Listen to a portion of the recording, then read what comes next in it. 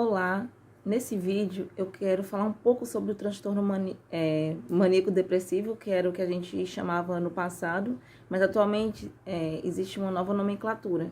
Ou seja, a gente entende que agora o tipo de transtorno é o transtorno afetivo bipolar. Por quê? Porque é um transtorno do humor, não é transtorno de personalidade, é do humor da pessoa. É uma doença que transita entre o polo maníaco e o polo depressivo. E para que a gente possa haver o diagnóstico, tem que existir obrigatoriamente um episódio maníaco antes ou depois de um episódio depressivo. A gente pode dividir o transtorno afetivo bipolar em 3 tipos. Existe o tipo 1, que é o tipo maníaco, manifesta a mania. Mania vem do grego, que significa loucura. Quando o sujeito está no polo maníaco, ele se sente, é o tipo clássico, né, da doença, e ele se sente o super-herói ou a super-heroína, se sente o dono do mundo, entre aspas. O humor é expansivo, é uma felicidade extrema que a pessoa sente, prodigalidade exacerbada. Então a pessoa sai para comprar um refrigerante, volta com um carro, compra um carro de repente. Existe uma dificuldade da pessoa controlar os impulsos, então a pessoa apresenta muita irritação quando contrariada, existe muita energia, essa pessoa se envolve em muitas atividades ao mesmo tempo e provavelmente ela não consegue concluir nenhuma. O tipo 2 é o tipo da hipomania, que envolve sintomas mais brandos, que tem que durar obrigatoriamente pelo menos 4 dias. E o tipo 3, ele é aquele que a gente fala que é em decorrência do uso de substâncias químicas, né? Então, a pessoa vai ter esses sintomas, mas eles são deflagrados pelo uso da substância química. Existe um grande fator genético envolvido, né, no transtorno bipolar, e a gente sabe que pode surgir em qualquer etapa da vida, mas é mais comum ele se manifestar na terceira década da vida, a pessoa com 20 anos de idade, por exemplo. É mais comum que ele se manifeste nesse período.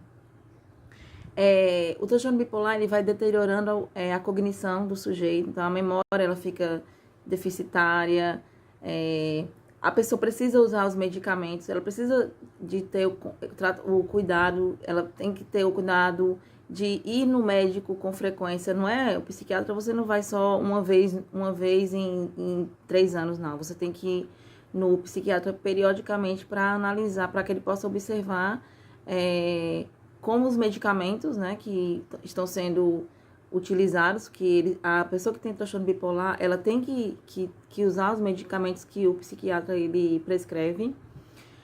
Então, além da cognição, que ela vai se deteriorando com o tempo também, a pessoa que tem transtorno bipolar, ela tende a mimetizar alguns outros transtornos mentais. Então, às vezes, a pessoa que não conhece o histórico de uma pessoa que tem transtorno bipolar pode achar que ela tem um outro transtorno, mas na verdade é um transtorno bipolar. Daí a necessidade de ela ter o acompanhamento com o profissional ao longo do tempo. O profissional possa entender toda a sintomatologia, a forma como a doença se manifesta naquele sujeito, naquela pessoa. O transtorno também ele vai fazendo com que haja várias comorbidades, né, como transtornos ansiosos ou o uso e abuso de substâncias entorpecentes, substâncias químicas. Então, a gente sabe que a pessoa que tem transtorno bipolar, ela tem que evitar o uso de substâncias entorpecentes, de substâncias químicas, o uso de álcool, drogas, porque isso tende a desencadear um quadro de mania, por exemplo.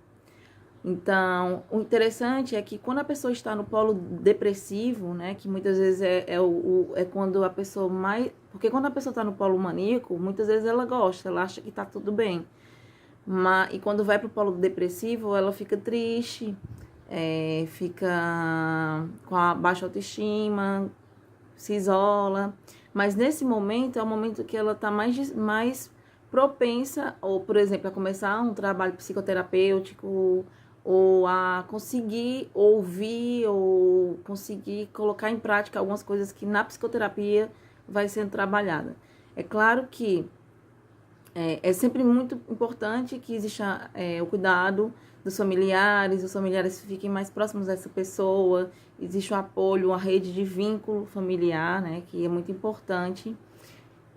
Então, assim, a pessoa que tem transtorno bipolar, ela precisa de que as pessoas ao seu redor a ajudem a se manter funcional, a se manter com pensamentos adaptativos. Então, é importante que essa pessoa ela também procure fazer as técnicas que a psicóloga ela recomenda. Por exemplo, né, a técnica da respiração diafragmática.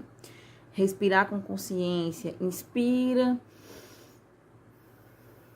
e expira pelo nariz devagar. Tentar praticar alguns momentos de meditação.